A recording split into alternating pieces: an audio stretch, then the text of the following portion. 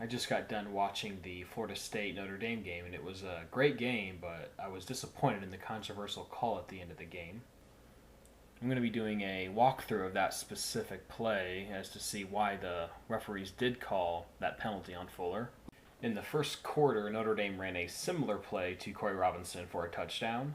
The two outside receivers did similar routes to clear out the Florida State defensive backs.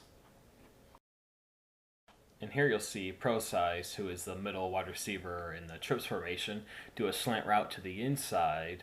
If you can also recognize Florida State's defensive backs are also playing off on this particular play. Now let's move to the pass interference call on Fuller. You'll see a similar trip setup, but this time the wide receivers are stacked on the right side of the field. Now, if you can recognize the Florida State defensive back is playing press coverage on Size, whereas the touchdown pass in the first quarter they were playing off.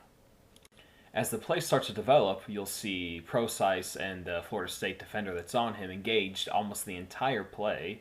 The Florida State defender on Size never looks over at Robinson or even attempts to go for him even after the ball is thrown. As for Fuller, you'll see him run a quick post route.